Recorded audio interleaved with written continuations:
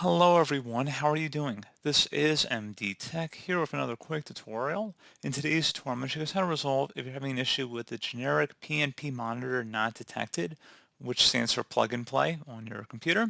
So this should hopefully be a pretty straightforward process, guys, how to resolve it. And without further ado, let's go ahead and jump right into it.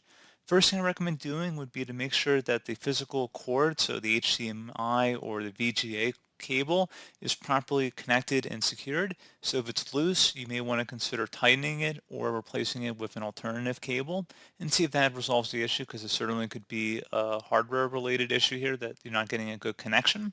Something else you can try here as well would be to update the graphics driver. So in order to do that, you'd open up the search menu, type in Device Manager. Best result should come back with Device Manager. Go ahead and open that up.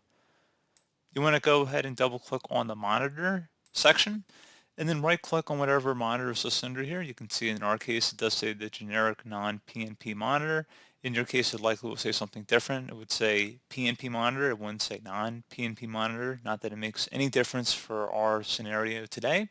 So we're going to go ahead and right click on it and select update driver.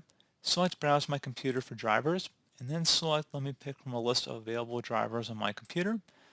Select the generic PnP monitor because that's going to be what you're going to see in your case, so that's what we're going to proceed with here. So select that and then select next. And then once that's done, go ahead and close out of here. And I would suggest restarting your computer.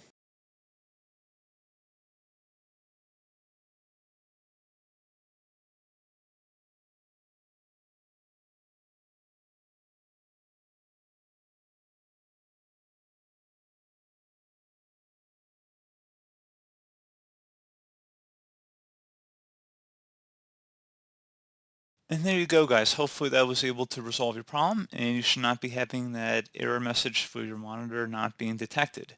So as always, thank you for watching this brief tutorial. I do hope I was able to help you out, and I do look forward to catching you all in the next tutorial. Goodbye.